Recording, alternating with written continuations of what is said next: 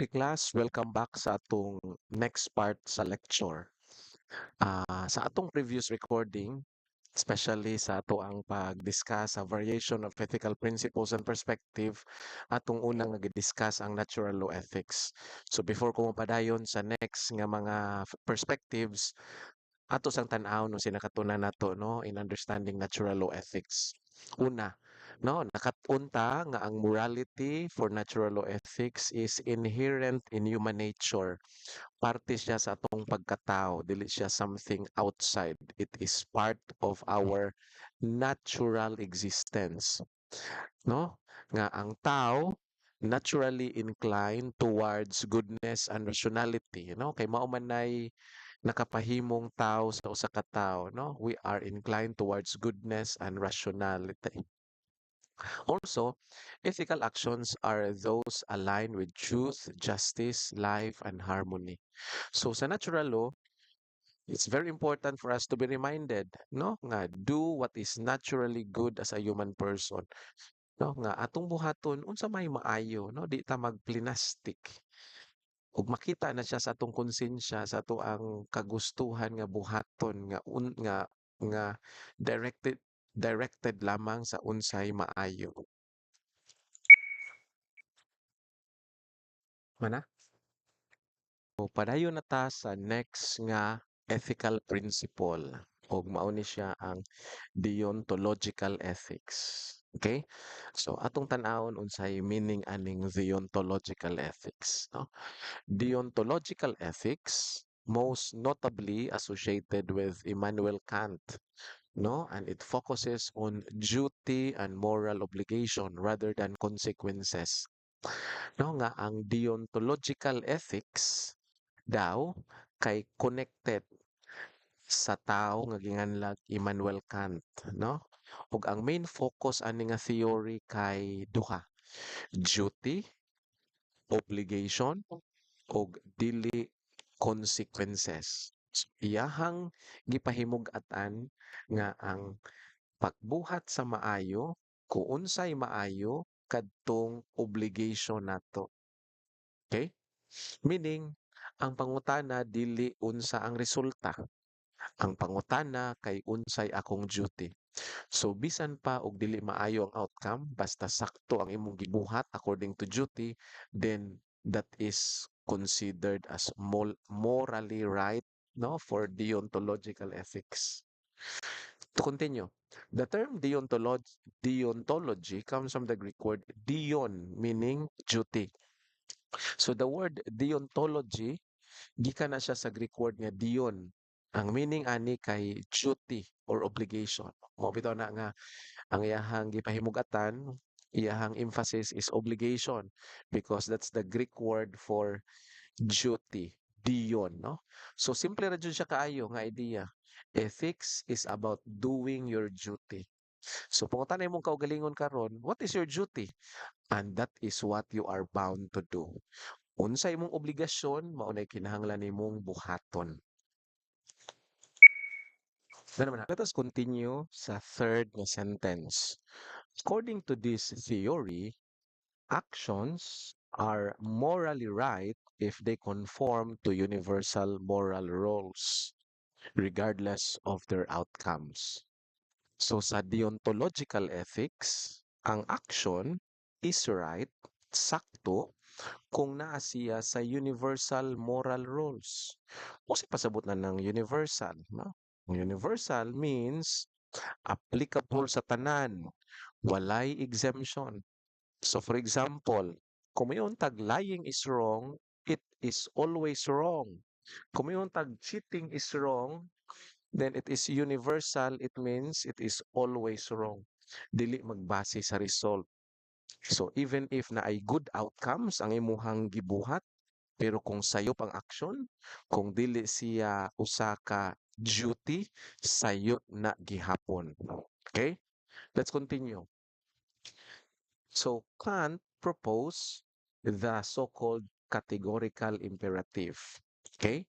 It's a principle that requires individuals to act only according to maxims that they would will to become universal laws. So, si Kant nag-propose og categorical imperative, no? Meaning, buhata lang ang aksyon nga pwede nimong gustuhon nga mahimong role para sa tanan. Ask yourself, kung tanan tao magbuhat ani, okay ra ba? Okay? So if dili siya okay kung tanan magbuhat, then dili na siya ethical. No? So muna pasabot ni Kant sa iyang gitawag nga categorical imperative. Kung applicable ba ni siya sa tanang tao, no? Sama ni siya sa golden rule. Kung unsay gusto nimong buhaton sa uban, no, unsay gusto nimong buhaton sa uban sa imuha, mao pud imong buhaton sa uban. Kay nga mao'y imong gustong buhaton nila sa imuha. Kay kung dili ka ganahan buhatan sa ingon, di ay sila buhati sa ingon, no? Meaning to say, kung dili siya okay, no, para sa tanan, din dili ni siya ethical. Let's continue. This means that ethical decisions must be grounded, no, in rational consistency and respect for persons as ends in themselves. So importante kayo, no, nga when we say ethical decisions, kinahanglan siya rational and no, it's rational, meaning to say na ay logic, na ay sakto nga panghunahuna. Ikaduha, consistent. Oh, perminti, dili mausab. And with respect for persons. Persons as ends means ang tao dili instrumento lang, no? Kung dili siya gamiton para sa usa ka benefit. Okay? Padayon ta. Human beings should never be treated merely as means to an end, but always as bearers of intrinsic worth. So this is the power of deontology, no? Nga ang tao dili nimo gamiton as a tool, no? For example, dili nimo i-favor ang student para lang magpabibo ka, no? Kay naa kay favoritism. But because every person has an intrinsic worth, there's a value in themselves. Padayon ta. Lastly, for educators, deontological ethics underscores the importance of fairness, respect, and professional responsibility. So, para sa mga teachers, kinahanglan ta nga mubuhat kung unsay fair, dapat mo respeto ta og magpakita ta nga responsable. Dili depende sa sitwasyon ug dili depende sa atong mood. Kay ang duty always man nga associated sa kung kinsa ka, dili sa imong sitwasyon ug dili sa imong mood. Okay? Padayon ta. Teachers must uphold ethical standards even when doing what is inconvenient or personally costly. Importante kayo ni. Pasabot ani nga sentence nga even if lisod, even if dili, no, if even if naay mawala nimo, you still do what is right. And that is true ethical teaching as per deontology. Bisag inconvenient nimo, bisag dili ka komportable, no? Or naay mawala nimo. You still have to do it because that is what is right. Huh? Lastly, integrity, honesty, and respect for students' rights becomes non-negotiable duties that define ethical teaching practice. Meaning, integrity, dili pwedeng i-compromise. Honesty, dili pwedeng ilisan. O respect, dili pwedeng baliwalaon. These are non-negotiable, no? Ang pagrespeto sa katungod sa mga estudyante. Now, let's continue with the third principle, the utilitarianism. Okay? Utilitarianism, developed by Jeremy Bentham and John Stuart Mill, evaluates moral actions based on their consequences. So this theory is associated with these two individuals, Jeremy Bentham and John Stuart Mill. And unlike ni Kant sa deontology nga ni focus og duty, Jeremy Bentham and John Stuart Mill focuses on consequences. Unsay konsekwensya, unsay resulta.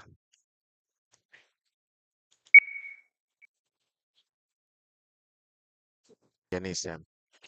The central principle of utilitarianism is the promotion of the greatest happiness for the greatest number. So ang core idea ani is greatest happiness, no, as the consequence of the greatest number. Greatest number sa kadaghanang mga tao. So ang moral action according to utilitarianism, kung daghan ang malipay ug daghan ang makabenefit. So kaning utilitarianism very grounded kay ni siya sa democratic policy kung aton tan-awon ang kadaghanan, okay? According to this view, an action is morally right if it maximizes overall well-being and minimizes suffering. Meaning, maximize happiness, minimize suffering. That is the basis of morality. Okay? Padayon ta.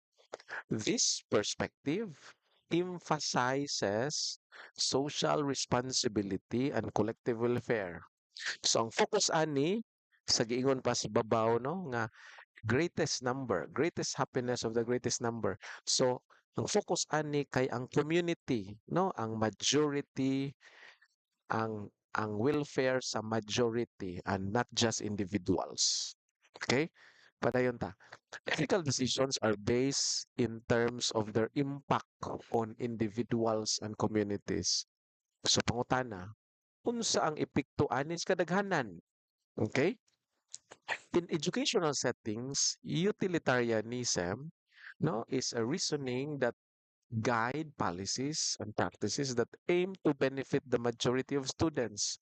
For example, mga policies nga para sa majority, no? Teaching strategies nga maka-benefit sa most students. Pero mo nang ni siya problema, no? However, utilitarianism also raises important questions about justice and individual rights. But naapod ni siya challenge, no? What if na ay minority nga maharm? Okay? So, while seeking the greatest goods, educators must remain vigilant against sacrificing the dignity or welfare of minority groups. So, important kayo ni siya nga warning. Dili pwedeng isacrifice ang minority. Respetuhon gyapon ang dignity sa tanan. Lastly, ethical teaching requires balancing collective benefit with respect for individuals' worth. So kinahanglan ang balance, no? Ah, ang balance ani, no? The majority good and the individual dignity. Okay? So kana lang sa ang ato ang tan-awon ani para di kayo taas ang ato ang recording. So I have provided a background, no, a recap for natural law ethics, then atong gisundan sa deontological ug utilitarianism. So ang next ako nga recording, I will focus on emotivism and virtue ethics. But hopefully taas na no ang ato ang na translate ani nga notes and hopefully tingali padung nata mahuman no sa pag-translate sa notes. Kay after that I have two more pages to lecture, no, to record as lecture for these handouts. So, mao lang sa to. Salamat ug maayong